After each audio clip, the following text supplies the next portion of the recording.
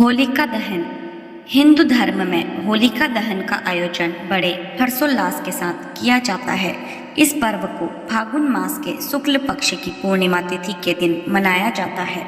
साथ ही इससे जुड़ी कथा का भी विशेष महत्व है। हिंदू धर्म में कई प्रमुख व्रत एवं त्योहार हर्षोल्लास के साथ मनाए जाते हैं, जिनमें होली पर्व का विशेष महत्व है। होली पर्व की शुरुआत वास्तव में होलिका दहन से होती है। धार्मिक मान्यताओं के अनुसार होलिका दहन पर्व को बुराई पर हुई अच्छाई की जीत के रूप में धूमधाम से मनाया जाता है।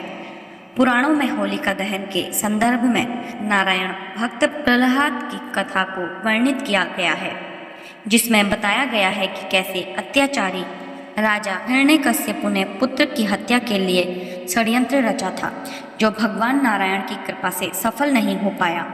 भारत के विभिन्न हिस्सों में होलिका दहन को छोटी होली और होलिका दीपक के नाम से भी जाना जाता है।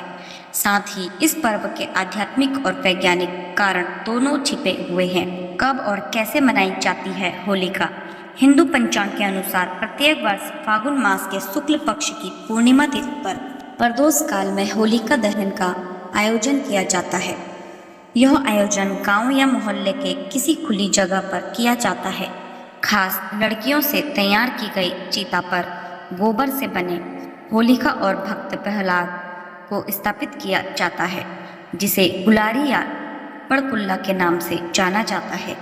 इसके बाद होलिका दहन के शुभ मुहूर्त में होलिका के पास गोबर से बनी ढाल भी रखी जाती है और 4 मालाएं जो मौली, फूल, गुलाल, ढाल और गोबर से बने खिलौनों से बनाई जाती है, उन्हें अलग से रख लिया जाता है। इनमें से एक माला पितरों के नाम समर्पित होती है, दूसरी माला हनुमान जी के लिए, तीसरी शीतला माता और चौथी माला घर परिवार के लिए रखी जाती है। होलिका दहन पूजा विधि।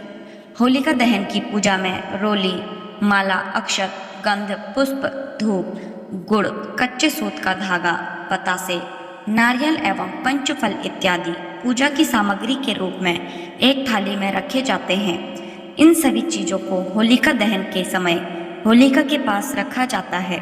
फिर श्रद्धा भाव से होलिका के चारों ओर 7 से 11 बार कच्चे सूत के धागे को लपेट दिया जाता है। होलिका दहन के बाद सभी सामग्रियों को एक एक करके होलिका में आहुति दी जाती है और फिर जल से अर्घ्य प्रदान किया जाता है। इसके पश्चात होलिका दहन के बाद पंचफल और चीनी से बने खिलौने इत्यादि को आहुति के रूप में समर्पित करने का विधान है।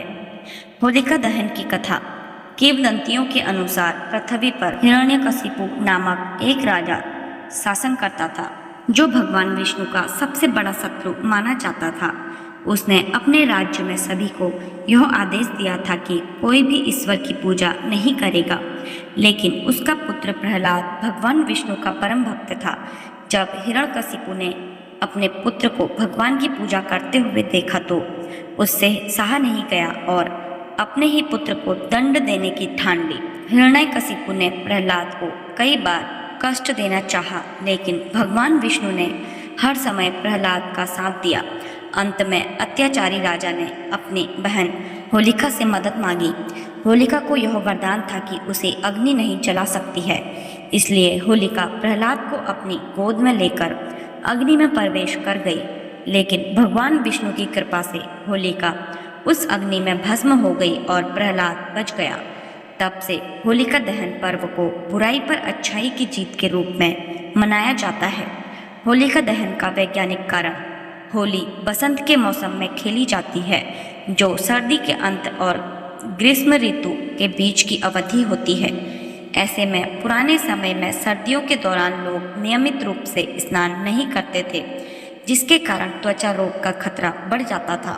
इसलिए होलिका दहन के पीछे छिपा वैज्ञानिक कारण यह है कि इस पर्व के दौरान जलाई गई लकड़ियों से वातावरण में फैले हुए खतरनाक जीवाणु नष्ट हो जाते हैं और होलिका की परिक्रमा करने से शरीर पर जमे हुए कीटाणु भी अलाव की गर्मी से मर जाते हैं।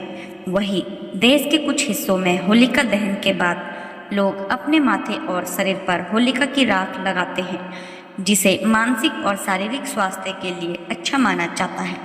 तो यह थी होलिका दहन से जुड़ी हुई कहानी। ऐसे ही व्रत त्योहार व अन्य जानकारियों के लिए जुड़े रहिए डिवाइन लव से। डिवाइन लव चैनल को लाइक शेयर सब्सक्राइब करना ना भूलें। धन्यवाद।